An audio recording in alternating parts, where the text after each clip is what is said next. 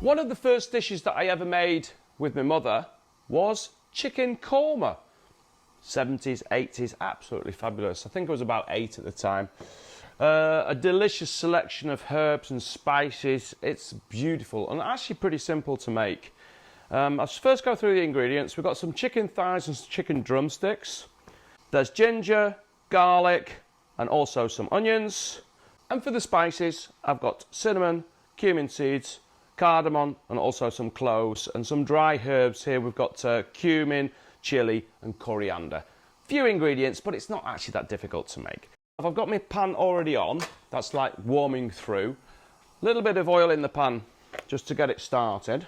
And you can use a skillet or a heavy bottom pan. And then I'm going to brown off the chicken. I've got like your thighs and also your drumsticks. First on the skin side down. Don't fill your pan too much, so maybe put 4 or 5 thighs in. If you're interested in how you bone out a chicken, there's a video, link at the top. I'm going to season this with some salt and pepper.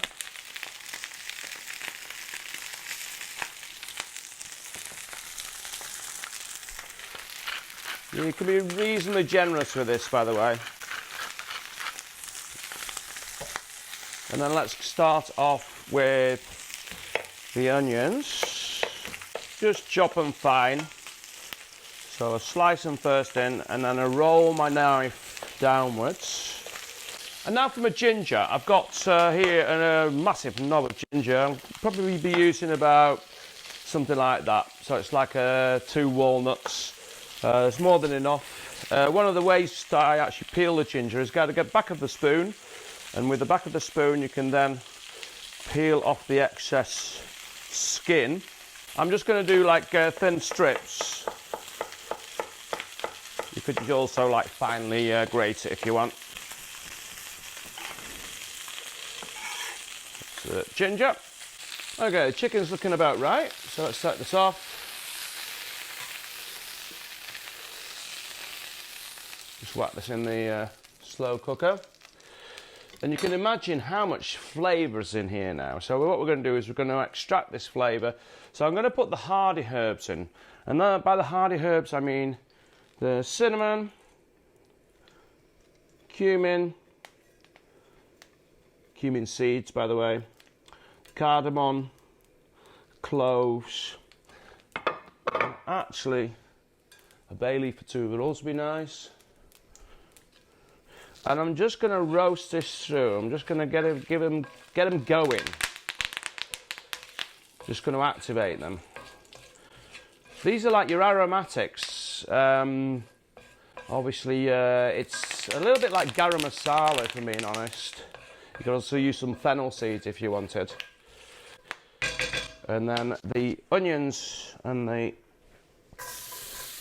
ginger, they go in the pan as well.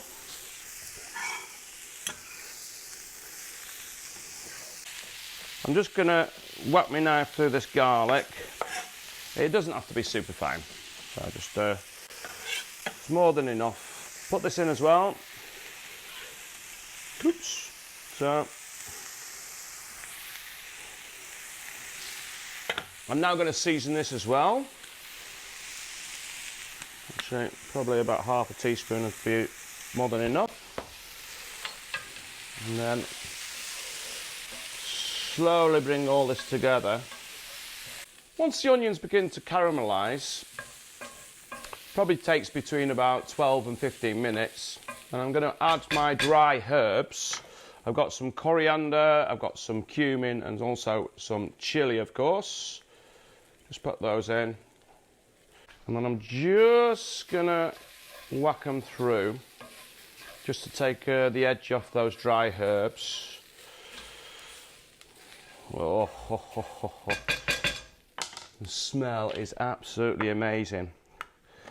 Okay, then we'll put some tomatoes in. If it's a season for tomatoes, use fresh tomatoes. If it's not, then some tinned tomatoes are fine. Just squeeze them into your dish.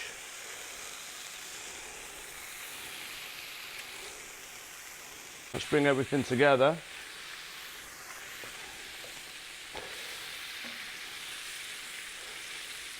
Absolutely gorgeous.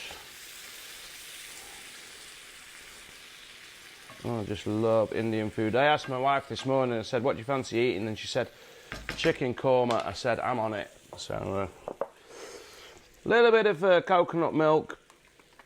Not too much, probably about half a cup or so, just to make it a little bit more creamy. And then I'm going to give it another taste, just to check everything's okay.